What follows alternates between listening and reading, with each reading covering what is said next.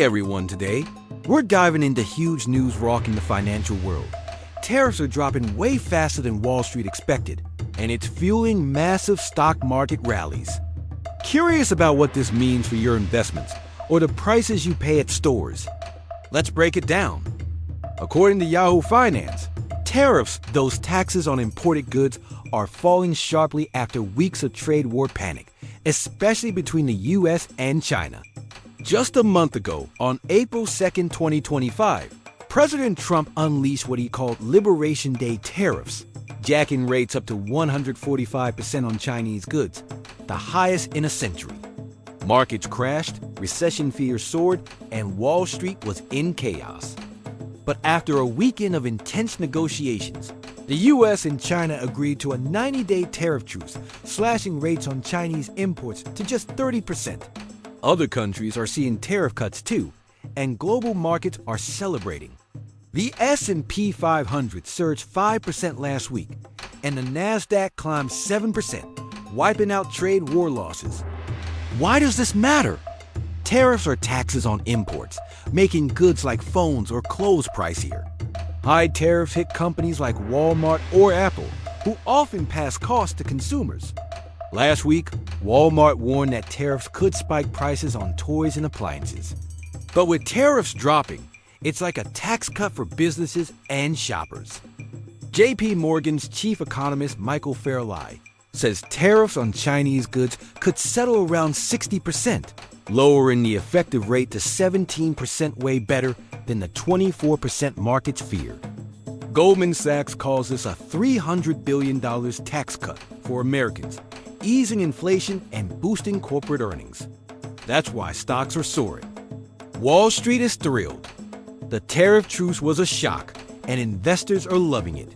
On May 13th, when the U.S China deal hit, the S&P 500 jumped 3.3%, the Dow rose 2.8%, and the Nasdaq soared 4.3%, one of the biggest single-day gains this year. Goldman Sachs is raising S&P 500 forecasts, citing lower recession risks and stronger growth. AI stocks, battered by trade fears, are bouncing back. But there's a catch.